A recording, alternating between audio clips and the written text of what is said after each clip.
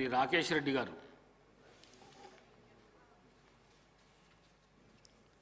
ధన్యవాదాలు అధ్యక్ష. ఈరోజు ముందుగా ఈ 2 రోజుల నుంచి ఒక వందలాది ఫోన్లు వస్తున్నాయి అధ్యక్ష. నాకు అంటే ఎంటైర్ ఈ సభలో గల్ఫ్ రిటర్న్ నేను ఒక్కనే ఉన్నాను. గల్ఫ్లో కార్మికుడిగా పనిచేశాను. ఈ తెలంగాణ రాష్ట్ర 3వ శాసనసభలో ఒక గల్ఫ్ కార్మికుడిగా అడుగుపెట్టాను ఎమ్మెల్యేగా. ఎవరికి బట్టని ఎడారి బిడ్డల కథ 2 రోజుల నుంచి అధ్యక్ష. బాగా దుర్భరమైన జీవితాలు. ఇక్కడ చాలామంది దుబాయ్ వెళ్ళారు, నాకు తెలిసిన స్నేహితులు ఉన్నారు. బుర్జ్ ఖలీఫా చూసినారు, దుబాయ్ షాపింగ్ మాల్ చూసినారు. ఉత్తర తెలంగాణ శాసనసభ్యులు ప్రత్యేకంగా సోదరుడు శ్రీధర్ బాబు గారు కావచ్చు, పొన్నం ప్రభాకర్ గారు కావచ్చు, దుబాయ్ లేబర్ క్యాంపులలో కూడా తిరిగినారు చాలామంది. చాలా దారుణమైన పరిస్థితులు అధ్యక్ష. అక్కడ వాళ్ళ గురించి పట్టించుకునే వాళ్ళు లేరు. ముఖ్యంగా మా దురదృష్టం ఏందో ఈ 2 తరాలు వెంటాడుతుంది మమ్మల్ని. Only Karimnagar, Nizamabad maximum and old city. ఇప్పటికి అధ్యక్ష జగిత్యాల కన్నీళ్లు మొదలైతే అధ్యక్ష బొంబాయి బస్ బయలుదేరుతుంది. మెట్పల్లి, కొరుట్ల, ఆర్మూర్, నిజామాబాద్ దాకా తల్లులు బిడ్డలు ఏడవటం, భర్తలు కన్నీళ్లు కుక్కుకుంటూ బొంబాయి వెళ్ళి దుబాయ్ పోవటం అధ్యక్ష. ముఖ్యంగా ఈ బొంబాయి దుబాయ్ మాటలు చెప్పి తెలంగాణ వస్తే మా బతుకులు మారుతాయని చెప్పి ప్రత్యేక రాష్ట్రం తెచ్చుకున్నాం అధ్యక్ష. అప్పుడున్న గత ప్రభుత్వం కావచ్చు, ఇప్పుడు ప్రభుత్వం కావచ్చు, వాళ్లకు ప్రత్యేకంగా ఎన్నో సౌకర్యాలు కల్పిస్తామని చెప్పారు అధ్యక్ష. ప్రస్తుత ప్రభుత్వం మొన్న అసెంబ్లీ ఎన్నికలు కూడా అభయహస్తం ఎలక్షన్ మేనిఫెస్టోలో పేజీ నెంబర్ 35, 36లో 28వ అంశంగా గల్ఫ్ కార్మికులు ఎన్ఆర్ఐల సంక్షేమం పేరుతో 4 హామీలు ఇచ్చారు అధ్యక్ష. మరి ముఖ్యంగా మన గౌరవనీయ ముఖ్యమంత్రి గారు సెప్టెంబర్ ఈ మధ్య 4 మీటింగ్ కూడా పెట్టారు అధ్యక్ష. ఏప్రిల్ 16 నాడు గల్ఫ్ సంఘాల ప్రతినిధులతో జరిగిన సమావేశంలో మృతుల కుటుంబాలకు ఎక్స్గ్రేషియా ఇస్తామని సీఎం రేవంత్ రెడ్డి గారు ప్రకటించారు. ఈ బడ్జెట్లో కేటాయింపులు లేకుండా గల్ఫ్ సంక్షేమం ఎలా సాధ్యమవుతుందో మీకు ఒక్క విషయం చెప్తాను అధ్యక్ష. ఈ సభ ఈనని, తెలంగాణ ప్రజలు ఈనని ఒక్క సంఘటన చెప్తాను అధ్యక్ష. ఏ కుటుంబ సభ్యుడైనా చనిపోతే అధ్యక్ష ఒక్కరోజు ఏడుస్తాం అధ్యక్ష, 3 రోజులు ఏడుస్తాం అధ్యక్ష, 12 రోజులు ఏడుస్తాం అధ్యక్ష. కానీ మా ఉత్తర తెలంగాణ పల్లెలలో 6 నెలలు ఏడుస్తారు అధ్యక్ష. శవం ఎప్పుడు వస్తుందో తెలియదు అధ్యక్ష. పెట్టెల మూలుగుతూ ఉంటుంది. ఇక్కడ కన్నీళ్ళు ఎన్ని రోజులు ఏడవో తెలియదు.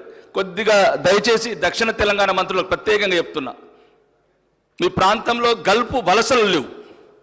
ఇంకా ఏ వలసలు ఉన్నా కానీ గల్ఫ్ వలసలు లేవు. మహబూబ్ నగర్ కావచ్చు, నల్గొండ కావచ్చు, ఖమ్మం కావచ్చు. మీరు దయచేసి 50 ఏళ్ళ కన్నీటి కథలు చదవండి అధ్యక్ష. ఇప్పటికి కూడా రోజు ఫోన్లు వస్తాయి మాకు. నిన్ననే రామ్నగర్ వెళ్ళాను. గౌరవనీయ గవర్నర్ బండారు దత్తాత్రేయ గారు బోనాలు ఫంక్షన్ పిలిచి వెళ్తాను అధ్యక్ష. అక్కడ సప్లై చేస్తున్న బాబు కామారెడ్డి అబ్బాయి నవీన్ అని, వాళ్ళ నాన్న 2 సంవత్సరాల నుంచి అడ్రస్ లేట అధ్యక్ష. సౌదీలో లంబాడోళ్ళ బంజారా పిల్లగాడు. ఎవరికి చెప్పాలో తెలియదు, ఎక్కడ ఏడాలో తెలియదు. పెట్టెలల్లో శవాలు, ఇండ్లల్లా ఎక్కడికి వెళ్ళాలి అధ్యక్ష? భార్య ఎన్ని రోజులు ఏడాలి? శవం వచ్చే వరకు ఇంట్లోకి వెళ్ళి బయటికి వెళ్ళరాదు. మనమంటే 12 రోజులు కాగానే కర్మ అయిపోయింది, ఎవరి పనులు వాళ్ళు చేసుకుంటారు. కొడుకు స్కూల్లోకి వస్తే మేము నాన్న శవం ఎప్పుడు వస్తుంది అంటారు. తల్లి బయటికి వెళ్తే నీ కొడుకు శవం ఎప్పుడు వస్తుంది అంటారు.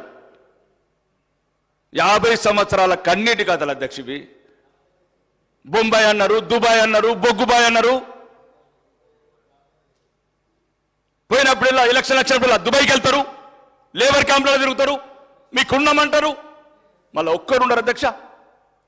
15 లక్షల మంది సోదరులు మదని చెప్పినట్లు ఎవరు అధ్యక్ష? తెలంగాణ బడ్జెట్లో ఎటువంటి అవకాశాలు పొందిన వాళ్ళు, తెలంగాణ ప్రజాకర్షణ పథకాలలో ఎటువంటి బెనిఫిట్ పొందిన వాళ్ళు? 55 డిగ్రీల అధ్యక్ష ఎండలల్లా. కల్లి వీళ్ళనొగడు, పాస్పోర్ట్ లేదనొగడు, చిన్న చిన్న నేరాలకు జైళ్ళకు పోతే పలకరించే వాళ్ళు లేడు, న్యాయ సహాయం లేదు. కాబట్టి అధ్యక్ష వాళ్ళ బతుకులు మారాలంటే నేను మొన్న సీఎం గారికి కూడా లెటర్ పెట్టాను అధ్యక్ష. ఎందుకంటే గౌరవనీయ ముఖ్యమంత్రి గారికి నేను చెప్పాను అధ్యక్ష, ముఖ్యమంత్రి గారు ఉన్నప్పుడే కావాలి ఇది. ఎందుకంటే ఆయన ఆలోచన విధానం, సాటి మనుషుల పట్ల స్పందించే విధానం ఏం లేదు అధ్యక్ష. అలా కోరికలు ఏం లేవు. 1000 కోట్ల అధ్యక్ష, 3 లక్షల కోట్ల అధ్యక్ష బడ్జెట్. ఉదయం ముఖ్యమంత్రి గారు అన్నారు విద్యుత్ ప్రాజెక్టులు 8,000 కోట్ల అవినీతి జరిగిందని. అధ్యక్ష నేను అవినీతులకు ఓట్లేదు అధ్యక్ష. నేను ఆ పార్టీ ఈ పార్టీ ఏ పార్టీ లేదు అధ్యక్ష. నాది పేదోడు పార్టీ, లేనోడు పార్టీ, ఏడారిలో ఏడ్చినోడు పార్టీ. 1000 కోట్లు అధ్యక్ష, 1000 కోట్లు పెట్టమంటున్నారు. చచ్చిపోతే 10 లక్షలు తీసుకురావడానికి, ఒక శవం తీసుకురావడానికి ఒక సెల్, ఒక హెల్ప్ లైన్ 1000 కోట్ల అధ్యక్ష.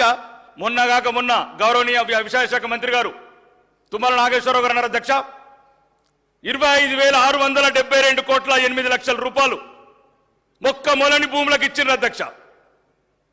ఏం పాపం చేసిండ్రు అధ్యక్ష? కరీంనగర్ నిజామాబాద్ వాళ్ళు ఎక్కడ పుట్టలేదని అధ్యక్ష, ఖమ్మంలో పుట్టలేదనుక. మొన్న ఫోన్ చేసి ఒక అబ్బాయి అంటాడు, అన్న మేము కొడంగల్లో పుట్టినా బాగుండేది అధ్యక్ష అంటాడు. నేనన్నా మేము ఉన్నాము, అభయస్తాం మేనిఫెస్టోలో పెట్టారు, ఇంప్లిమెంట్ చేపిస్తాం, గౌరవ ముఖ్యమంత్రి గారిని అడుగుతాం. ముఖ్యంగా దయచేసి ఈ సమస్య అధ్యక్ష, మీరు తండ్రి లాంటి వారు అధ్యక్ష. ఈ సమస్యలు ఎవరు చెప్పారు అధ్యక్ష? కొందరు యూరోప్లో చదువుకున్నారు, కొందరు ఇంగ్లాండ్లో చదువుకున్నారు, కొందరు కోటీశ్వర్లు వచ్చారు సభలు. నేను దుబాయ్లో కార్మికులుగా పనిచేశాను అధ్యక్ష. నాకు తెలుసు అధ్యక్ష నేను ఏం చేసిన అక్కడ. ఎవడు లేడు ఎవడు రాడు, చిన్న తప్పుకు 3 సంవత్సరాలు జైలు ఉంటారు అధ్యక్ష. అడ్వకేట్ దగ్గర కోదమంటే వాళ్ళకి సహాయం లేదు. కడుపు నొప్పొస్తే ఇంట్లో పడుకుంటారు అధ్యక్ష వాళ్ళు. ఎందుకంటే 200 దిరామ్స్ డాక్టర్ కన్సల్టెంట్ ఫీజు కట్టాలి కాబట్టి. దయచేసి అధ్యక్ష మీరు చూడని ఎడారి బతుకుల గురించి ఇక్కడున్న మీ ద్వారా ప్రభుత్వానికి గల్ఫ్ వలస కార్మికులకు సంక్షేమం కోసం ఈ బడ్జెట్లో 1000 కోట్లు కేటాయించాలి అధ్యక్ష. సమగ్ర ప్రవాస భారతీయ విధానం ఎన్ఆర్ఎస్ఐ ప్రవేశపెట్టాలి అధ్యక్ష.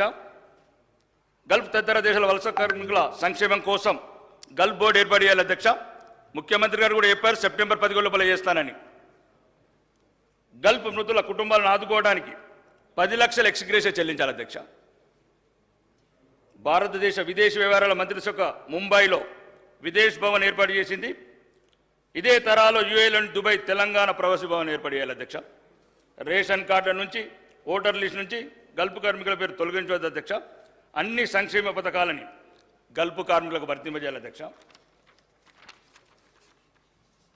జీవిత బీమా, ప్రమాద బీమా, ఆరోగ్య బీమా, పెన్షన్లతో కూడిన సమగ్రమైన సాంఘిక భద్రత సోషల్ సెక్యూరిటీ పథకం ప్రవేశపెట్టాలి అధ్యక్ష. విదేశాల నుండి తిరిగి వచ్చిన వారికి సబ్సిడీతో కూడిన రుణాలు ఇచ్చి స్థానికంగా ఉపాధి అవకాశాలు కల్పించాలి. జైళ్లలో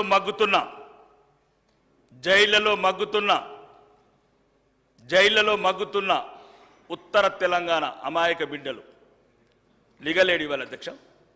ఏళ్ల తెరబడి విదేశాల్లో ఒంటరిగా నివసిస్తున్న తల్లికి దూరమై, పల్లెకి దూరమై, సంసారానికి దూరమై, బిడ్డలకు దూరమై ఉన్న వాళ్ళకి అధ్యక్ష సంవత్సరానికి ఒకసారి రిటర్న్ టికెట్ ఇవ్వాలి అధ్యక్ష. ఇక్కడ 1000 కోట్లు ఉచిత పథకాలను ఇస్తున్నాం అధ్యక్ష. వాళ్ళు 1,80,000 కోట్లు లాస్ట్ 10 సంవత్సరాలు అది పంపించినాయి. వాళ్ళకి ఎందుకు ఇవ్వలేము అధ్యక్ష? కాబట్టి దయచేసి గౌరవనీయ ముఖ్యమంత్రి గారు కూడా 5/7/2024 లెటర్ ఇచ్చాను అధ్యక్ష.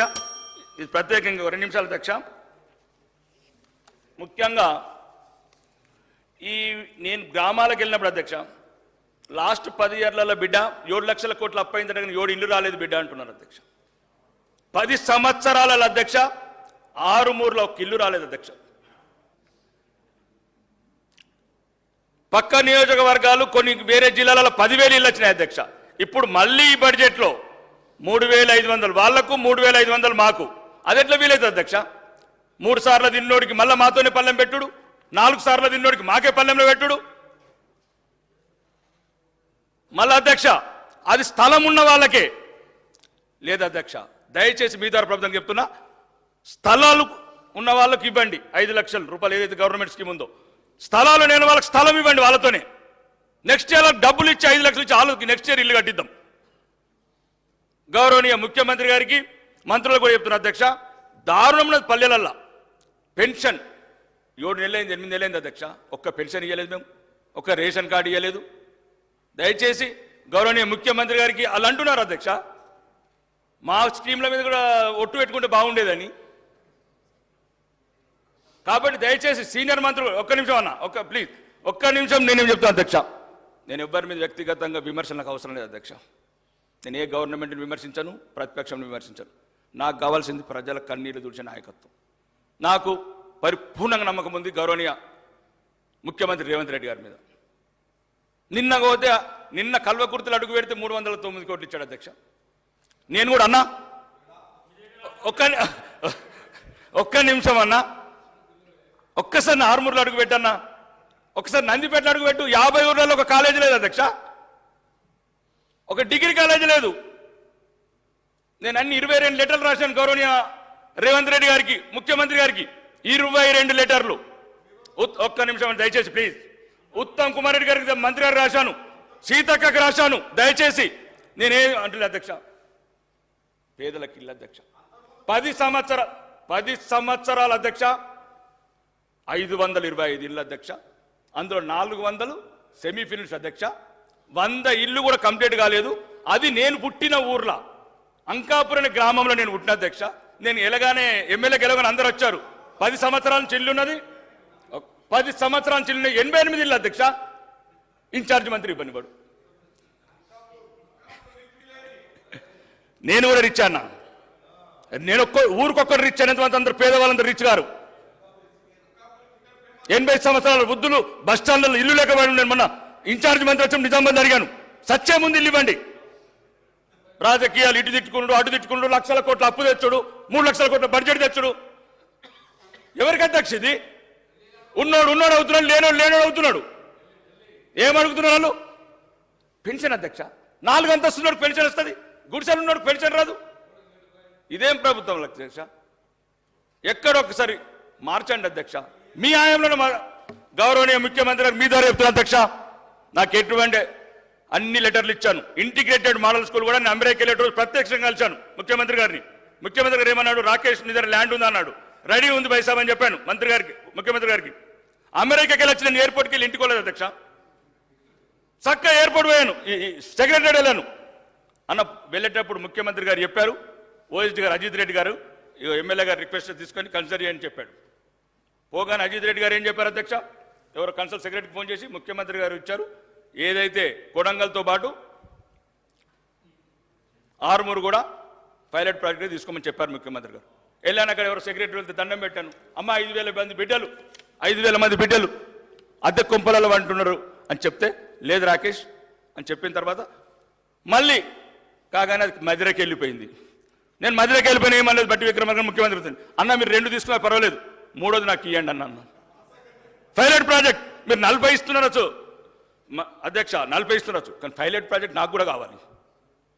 అప్పుడు మళ్ళీ చెప్పాను, వెంటనే కలెక్టర్కి పోయి దండం పెట్టాను అధ్యక్ష.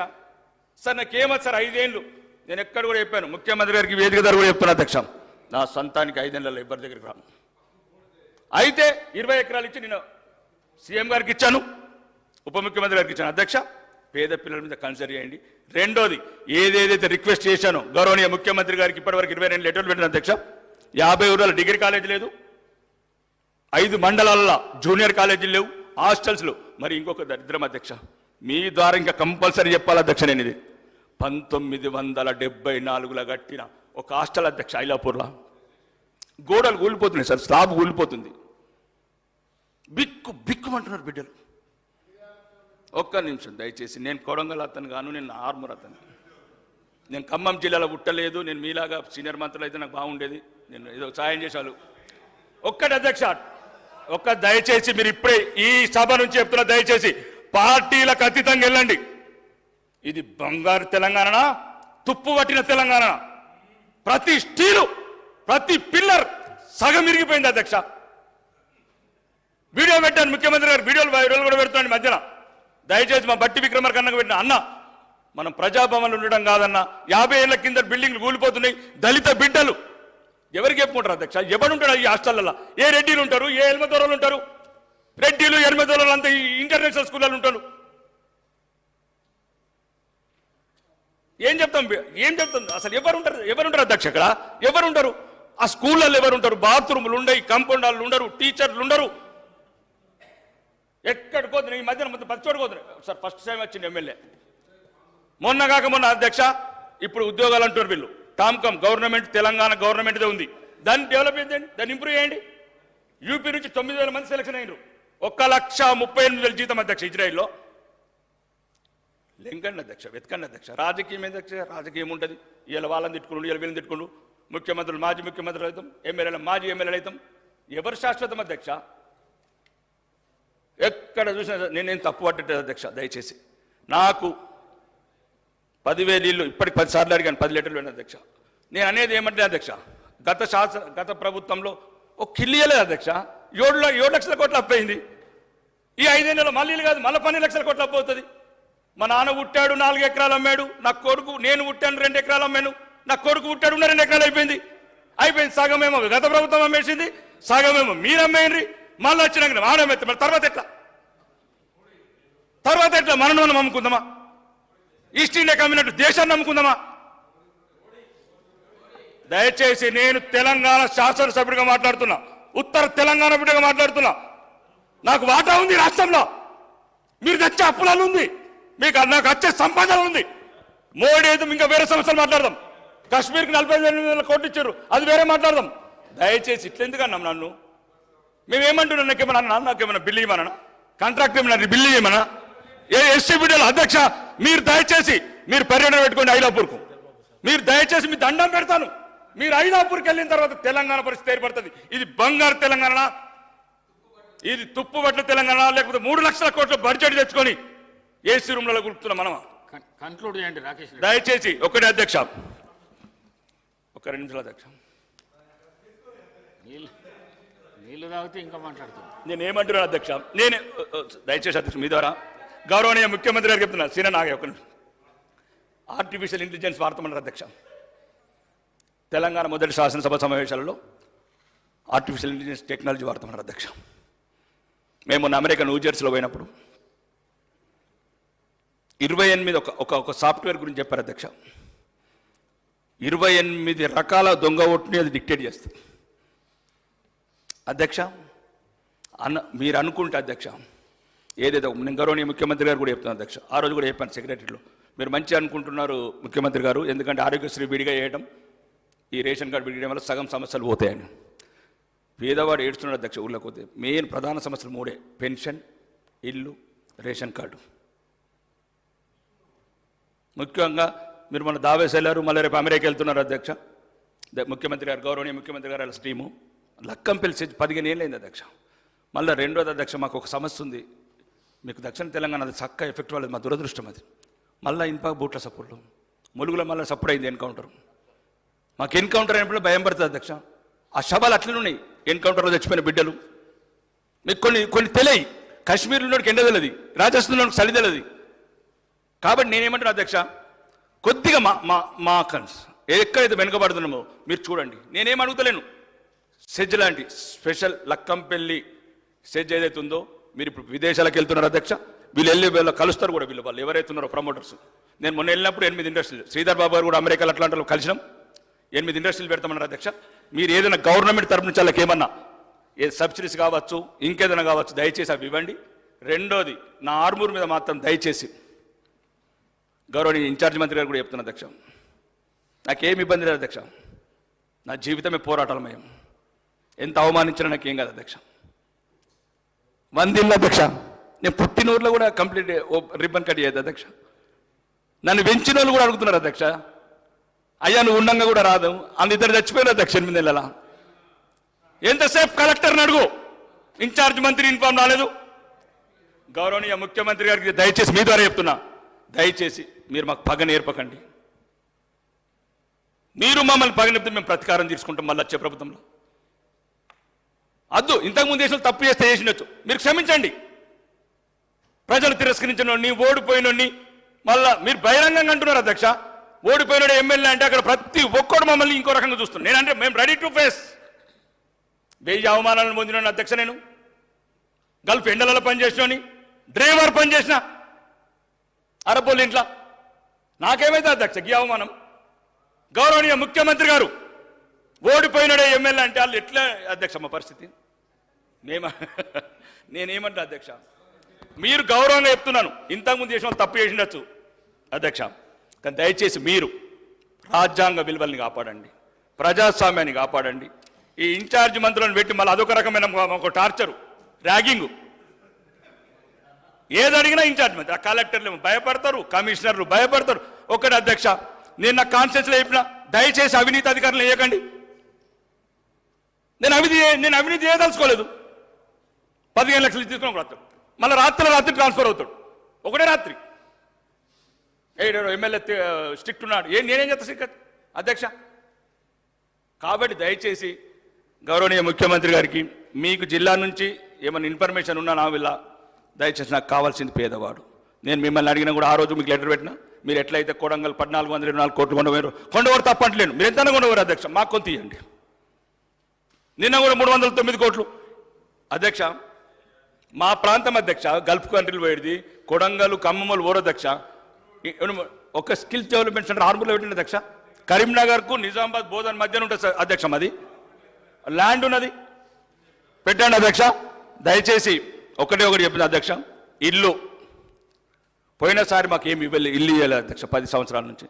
కాబట్టి మీరు తెలంగాణలో ఎవరికైతే ఎక్కువ ఇచ్చారో కొద్దిగా మేనండి. మాకు ఒక సీనన్న, ఒక ఇల్లు ఒకటి, పెన్షన్లు ఒకటి, రేషన్ కార్డులు ఒకటి, ఏ టెక్నాలజీని వాడతారో వాడండి, అర్హులకు మాత్రం ఇవ్వండి.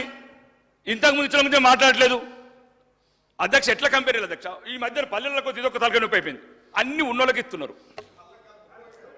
ఒక్క నిమిషం ఆగండి కదా, మీకు అన్న రాకేష్ రెడ్డి ప్లీజ్ అధ్యక్ష. ఇదొకటి వాళ్ళు ఏమవుతుంది సార్, పల్లెలల్లో పెన్షన్కు, రేషన్ కార్డుకు, ఆ ఇళ్ల గురించి ఏడ్చి మనం ఏదైనా ప్రజాకర్షణ పథకాలు ఇప్పుడు ఇంతకుముందు గత ప్రభుత్వంలో ఆ ట్రాక్టర్లు, హార్వెస్టర్లు అన్ని మా రెడీలకి ఇచ్చారు సార్. అంటే రెడీలు అంటే మీనింగ్ ఇంకో ఉన్నత వర్గాలకు, వాళ్ళకు బాధ ఉన్నాయన్ని రెడీలు తీసుకుంటున్నారు, ఉన్నాయి తీసుకుంటున్నారు, మాకేం రాదు, రేషన్ కార్డు ఇయ్యరు, పెన్షన్ ఇయ్యరు.